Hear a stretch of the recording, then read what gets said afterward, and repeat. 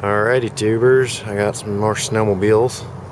A little rougher than mine, but they should all run alright. This is an Arctic Cat Tigre 440, water cooled as you can see there.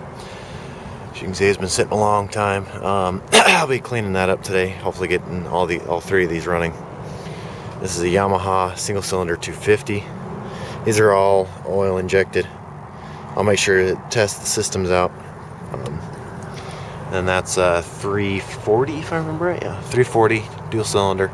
These two are Yamahas, and that's an Arctic Cat 600 series or 6000 series. Sorry. So, gonna be working on this one here. I've got my air hose out. I'm being attacked by a helicopter.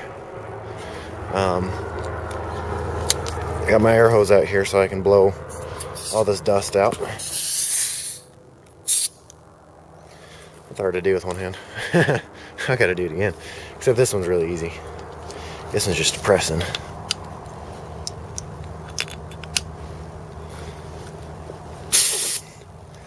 Just like that. So then I'm gonna blow it all out.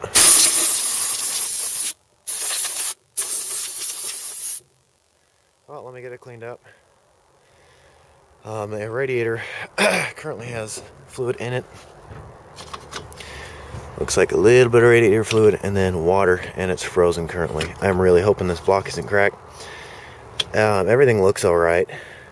I checked it over before I picked it up from the guy. It doesn't look like there's much water in here. It looks like it's very, very, very bottom, which may not be even any in the engine itself, because the hose is not frozen at all.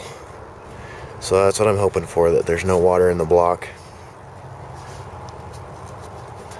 and that there's no problem with it, or very little water in the block, because there's water in there but there's no water into the inlet inside there. If you can see that, maybe you can, maybe you can't. There you go. So that's my hopefully saving grace. That also could mean that the block has a crack in it, or a crack somewhere, and all the water got out. So we'll see what we can do. We'll get her started up here first, and then I'll put some radiator fluid in it and hope for the best. I got a fried wire up here too. Might have to cut that before I start it. Might not be a bad idea. But yeah, I got these 3 snowmobiles for a pretty dang good price, especially for 3 snowmobiles.